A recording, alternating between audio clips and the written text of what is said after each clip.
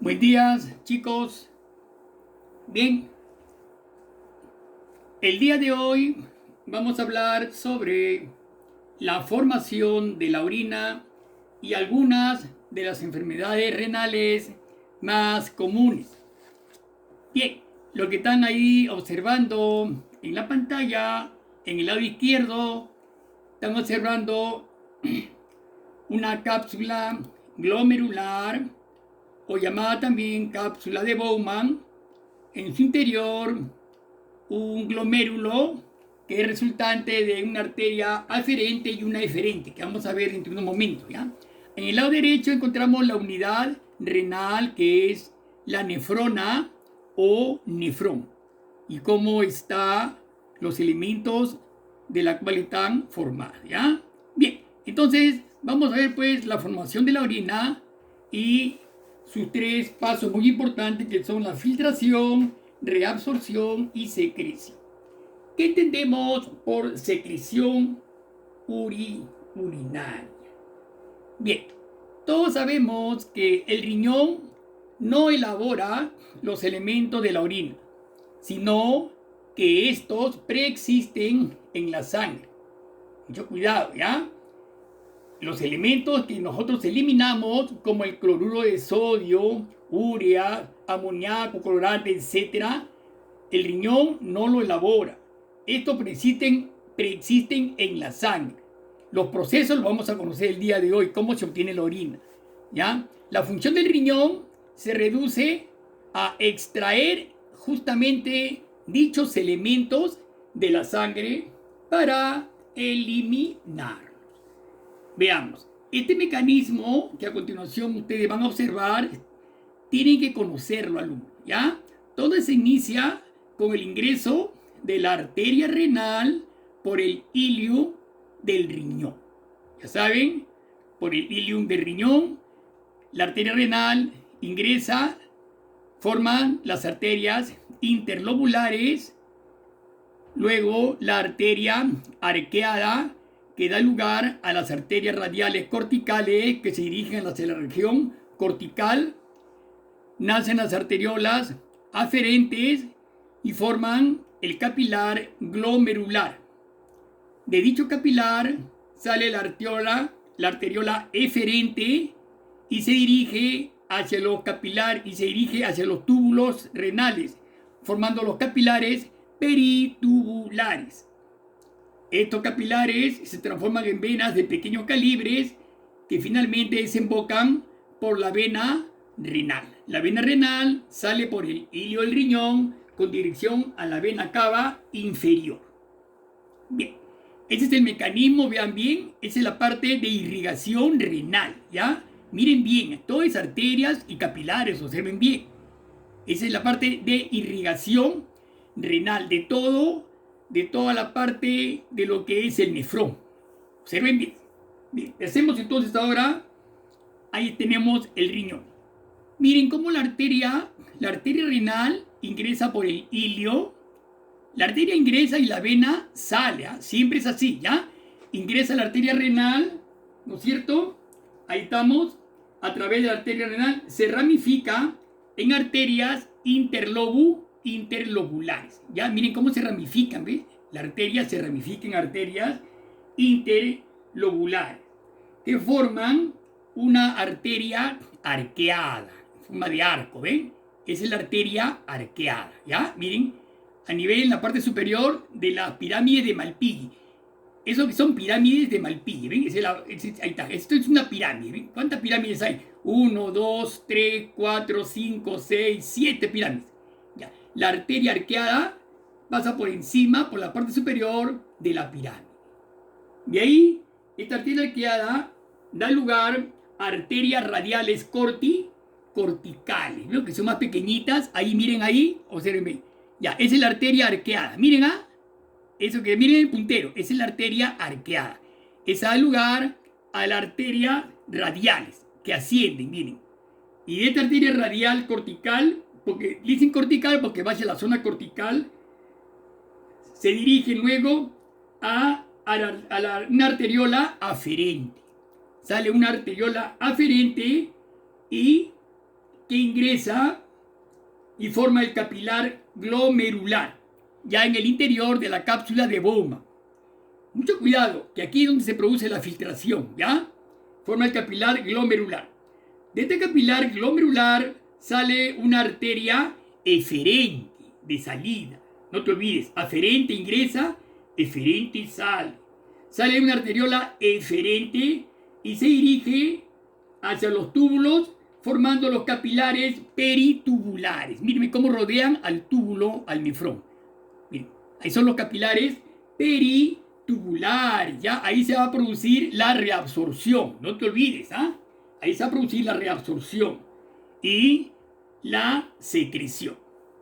Luego, estos capilares peritubulares forman las venas de pequeño calibre que finalmente desembocan en la gran vena renal, vecina de la arqueada, ¿ya? En la parte inferior.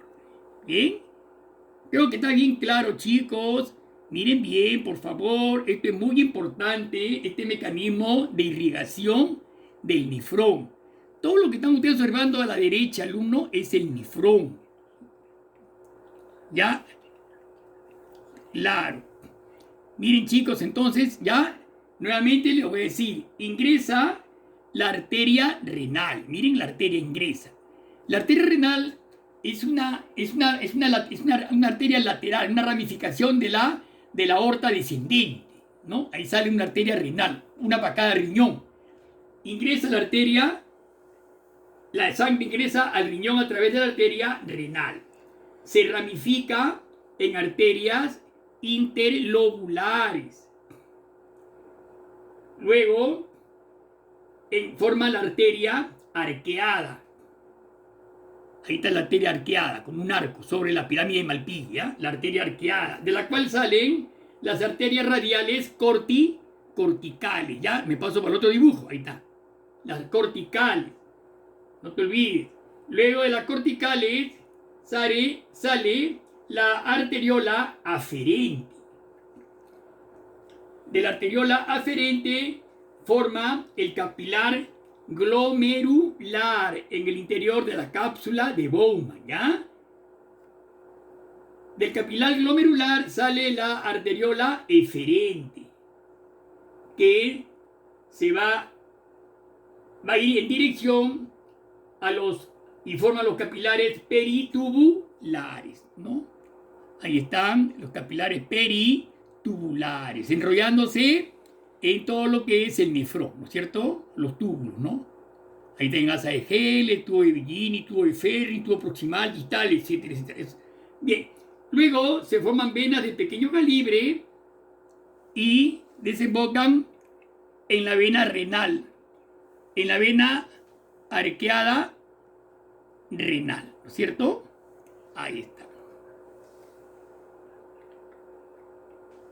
Ya. Ahí están también, se forman los lobulillos venosos, ¿no? Los lobulillos venosos, las venas de pequeño calibre que desembocan en la vena renal, Perfecto, ya está todo claro, creo, me parece ahí, ¿no es cierto? Bien, bien, chicos. Pasamos entonces ahora a lo siguiente. Listo. Entonces, la orina se forma en los nefrones y es el resultado de 3 procesos: filtración, reabsorción y secreción. Veamos la filtración. Ocurre cuando la sangre llega al corpúsculo de Malpighi. ¿Recuerdan a través de qué arteria? La arteria aferente o arteriola aferente forma un corpúsculo, miren, ve, ¿no? Se llama corpúsculo de Malpighi, en el interior de la cápsula de Bowman. Ahí está, ¿ven? Miren bien, ¿ah? Ahí es donde se produce la filtración, o sea, la sangre del corpúsculo pasa a la cápsula de Bowman, ¿ya? Ahí está la flecha hacia abajo, ¿ven? Va a pasar a la cápsula de Bowman y sale la arteria eferente, ¿ya? No te olvides, ¿ya? Entonces, la cápsula de Bowman y el corpúsculo de Malpighi. Ambos forman el glomérulo de Malpighi, ¿ya? Los dos forman el glomérulo de Malpighi, el glomérulo. El glomérulo que se encuentran en la zona cortical.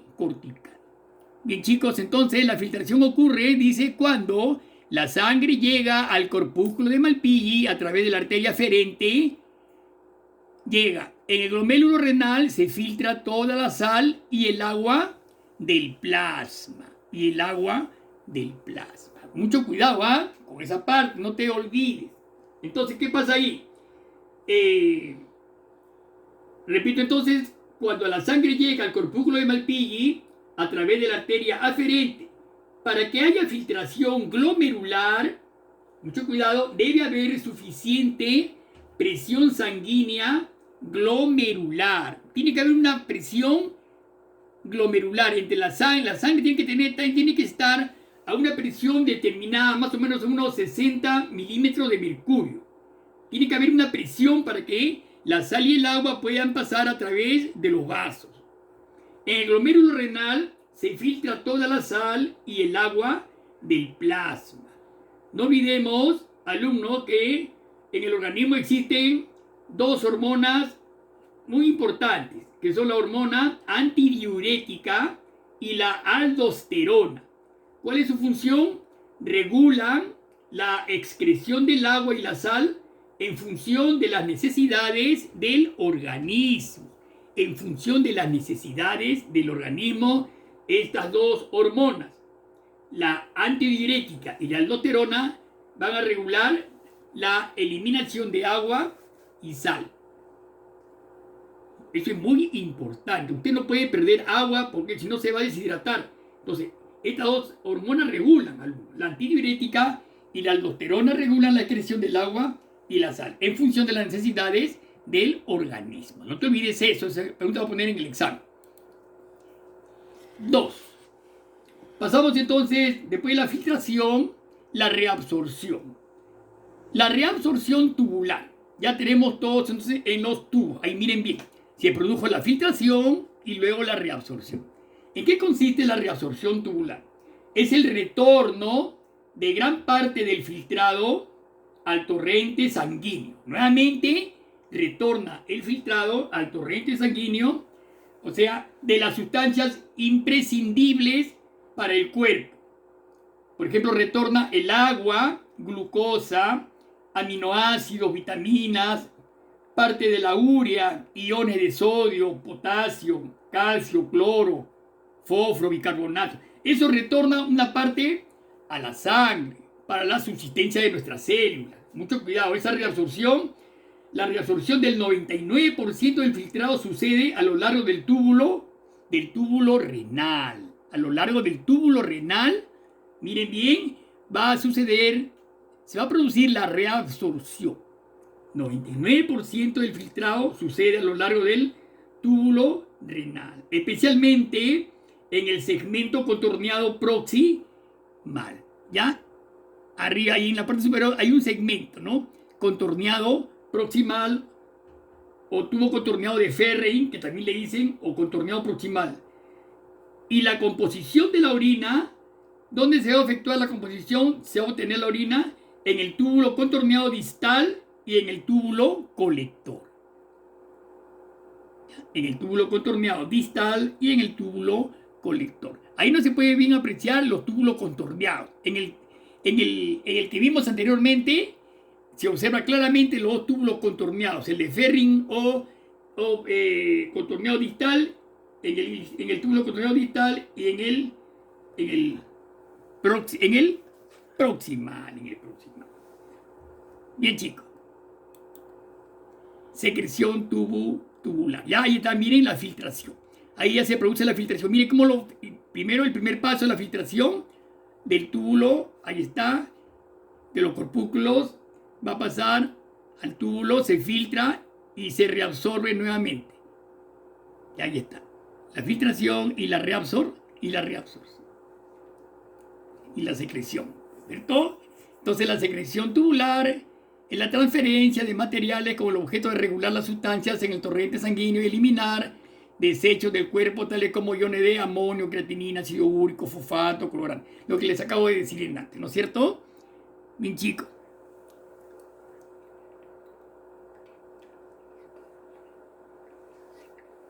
Claro, a nivel del túbulo distal es donde se produce la secreción, ¿no es cierto?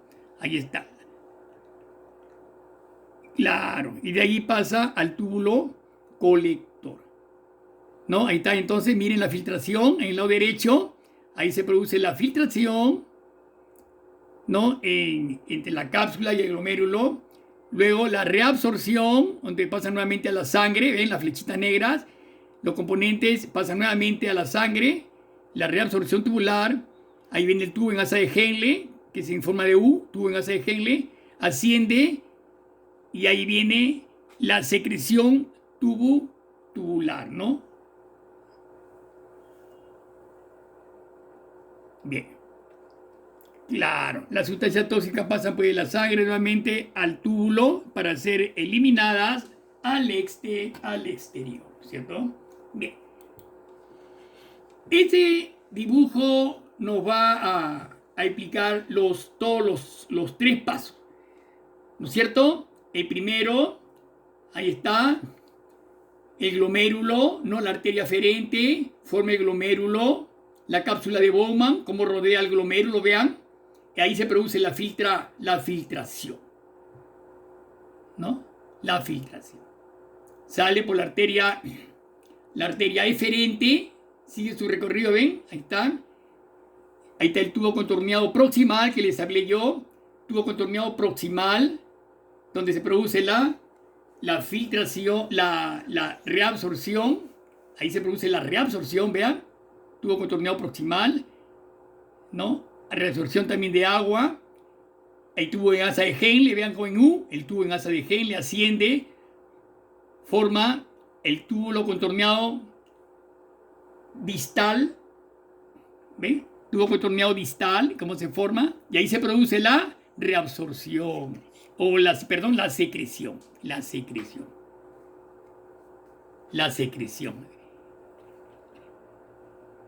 cavidades peritubulares. Luego pasan la reabsorción, pasan todos los desechos al túbulo colector, el cual va a llevarlos hacia las papilas, los cálices menores, cálices mayores, pelvis renal, uréteres, vejiga y uretra al exterior, ¿cierto? Filtración, reabsorción, secreción y eliminación de todos los desechos. Importancia de la secreción urinaria.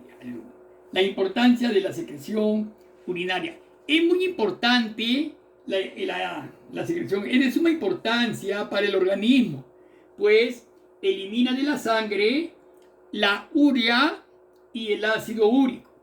No olvidemos que la urea y el ácido úrico son sustancias que se producen continuamente en el organismo y son pues verdaderos venenos, ¿no es cierto?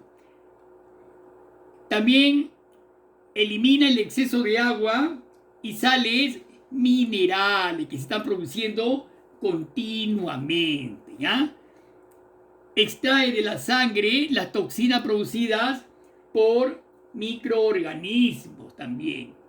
También en el caso de que en la sangre se encuentre algún veneno de origen externo, el riñón lo va a eliminar paulatinamente, poco a poco, ¿ya? Repito entonces también, en el caso de enfermedades microbianas, el riñón extrae de la sangre las toxinas producidas por los microorganismos. Como vemos, pues, alumnos, los riñones cumplen un papel depurador del organismo. Depurador. Vean, evalúa el color, dice, de tu orina, ¿no? Lo normal, lo ideal, son esos colores amarillos medio pálidos que está señalando el puntero, ¿no es cierto? Cuando la orina es algo más fuerte, es que la persona tiene una leve deshidratación, ¿no es cierto? Y cuando ya la orina toma un color mucho más fuerte, nos está indicando pues que hay una severa deshidratación, ¿no es cierto? Entonces, es para que se den cuenta ustedes más o menos en el momento de orinar, de acuerdo al color de la orina, más o menos se den cuenta si es normal o está algo anormal, lógicamente. Bien, chicos, vamos a hablar sobre algunas enfermedades del sistema excretor, ¿ya? La más importante nomás, los cálculos renales, ¿no? Por ejemplo, son masas sólidas compuestas de pequeños cristales. Ahí estamos observando pequeños cristales en el lado derecho, ¿no? Se pueden presentar uno o más cálculos al mismo tiempo. Miren, por ejemplo, ahí hay unos, en los cálices menores hay algunos cálculos, en el uréter también, hay piedras en el riñón, en el uréter, ¿no? Entonces, ¿qué producen estos cálculos renales? ¿No? ¿Qué producen? ¿Qué producen los cálculos renales? Por ejemplo, cuando la cantidad de sustancias que forman cristales, por ejemplo, como el calcio, el oxalato y el ácido úrico en la orina, es mayor de la que pueden diluirse los líquidos presentes, ¿no es cierto? O sea, al haber poca cantidad de agua, hay poca dilución de estos cristales, de estas sustancias como el calcio, el ácido úrico. Entonces se van formando pequeñas piedrecitas muy pequeñitas que van creciendo y se van solidificando, obstruyendo, por ejemplo, el uréter. Por ejemplo, al obstruir muchas veces se forman cálculos, obstruyen los uréteres y van a haber problemas en el riñón, ¿no es cierto? Entonces, claro, retención de orina. Entonces, los cálculos se forman cuando la orina se concentra, lo que permite que los minerales se cristalicen y se unan. Mucho cuidado con eso cuando muchas veces la orina no puede salir y es reabsorbida por el riñón y pasan a la sangre y se produce una enfermedad que se conoce a veces como uremia. Entonces la persona se pone de un color amarillento, la piel se vuelve amarilla, la esclerótica de los ojos, la parte blanca de los ojos, se llama esclerótica, también se pone así media amarillenta, ¿cierto? Entonces la persona está con problemas renales. Bien, chicos, tenemos otra enfermedad que es la cistitis. Se denomina cistitis a la inflamación de la vejiga urinaria, ¿no? La mayoría de las veces la inflamación es causada por una infección bacteriana. Se llama infección urinaria. Ahí estamos observando una vejiga normal y una vejiga inflamada a causa de la cistitis. Es muy importante. Y esta inflamación se extiende hasta la vejiga, donde causa la irritación de la mucosa de la vejiga. Los síntomas de inflamación de la cistitis son varios. Por ejemplo, cuando hay una necesidad imperiosa y constante de orinar, de ir constantemente al baño, o tienes una sensación de ardor al orinar, ¿ya? Entonces, orinar frecuentemente o orinas frecuentemente, pero en pequeñas cantidades. Tu orina es algo turbia y con un olor fuerte. Tienen molestias en la pelvis o una sensación de presión en la parte inferior del abdomen. Entonces, esos son síntomas de cistitis, alumnos. El tratamiento es en base a los antibióticos, ¿no? Lo más usado son el trimethoprim, la amoxicilina y la ampicilina, ¿no? Es un tratamiento que te va a dar el médico, solamente que te va a dar un tratamiento, lógicamente por la infección. Bien. Claro, la parte interna de la vejiga, la parte de fondo vesical, ¿no? Enrojecida, inflamada, ¿no es cierto? Donde se deposita la orina, claro, lógicamente, ¿no? Bien, luego viene la nefritis. También es una enfermedad, una inflamación de los riñones, básicamente de los nefrones que acabamos de explicar en enano, ¿no es cierto? Es la nefritis, inflamación de los nefrones. Los síntomas son sangre en la orina, ¿no? Fiebre, náuseas y vómitos, erupción cutánea y retención de líquidos. El tratamiento, el tratamiento depende del tipo de nefritis, ¿ya? Ahí tenemos unos dibujos, vean bien, ¿no? Un riñón, ¿no? Inflamado, lógicamente, En la parte derecha también, haciéndole el corte sagital al riñón, vemos la pirámide de Malpighi bastante inflamada. ¿Cómo hacemos un tratamiento? Por ejemplo, el tratamiento depende del tipo de nefritis, ¿no? Si se trata de una nefritis aguda, mucho cuidado, hay nefritis. Una nefritis aguda, el tratamiento puede ser hecho, por ejemplo, con reposo absoluto, ¿no? Un control de la presión arterial, una reducción del consumo de la sal, ¿no? Si la nefritis aguda fue provocada por una infección, el nefrólogo puede prescribir antibióticos, ¿no? Si ha sido causada por una infección, el nefrólogo o urólogo puede recetarte algún tipo de antibiótico. Nefritis. Todo lo que termina en itis es inflamación, ¿no? Nefritis, inflamación del nefrón, o sea, de los nefrones, la unidad fundamental del riñón. Bien. Insuficiencia renal. Es la incapacidad de los riñones para filtrar la orina. Cuidado. Esta enfermedad puede ser aguda, ya que se presenta sin previo aviso. Puede ser crónica o terminal, en cuyo caso se han comprometido tanto los riñones que el enfermo necesitará de un trasplante o de una diálisis para que estos puedan filtrar los desechos del organismo.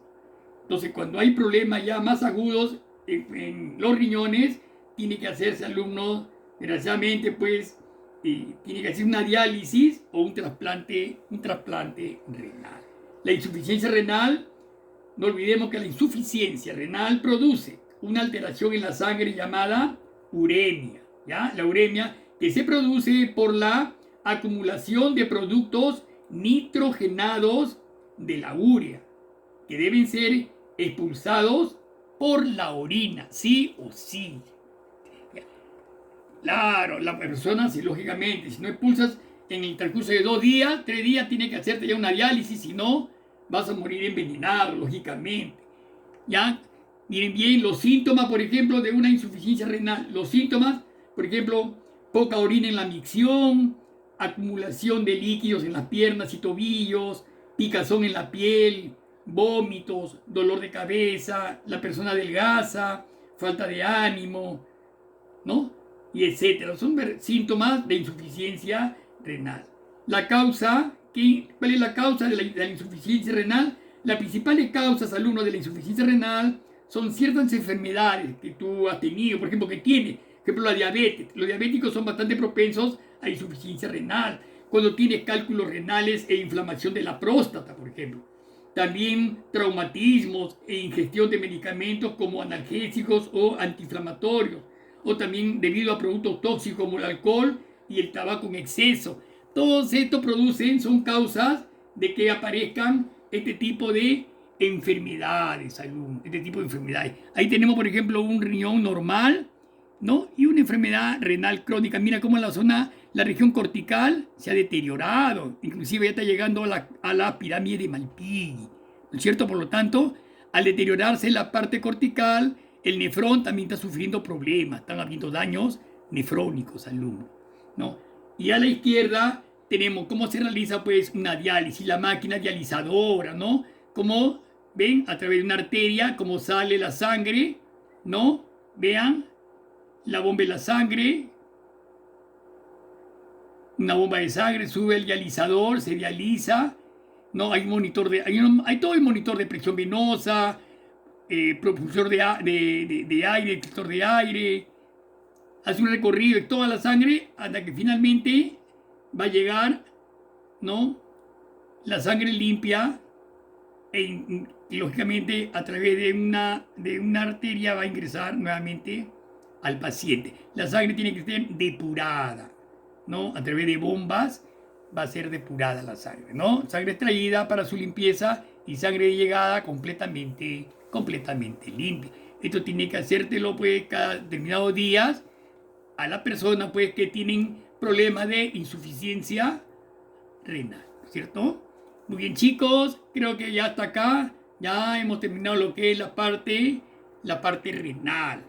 No se olviden en la plataforma de hacerme su trabajo, su tarea que siempre se les deja. ¿Ok?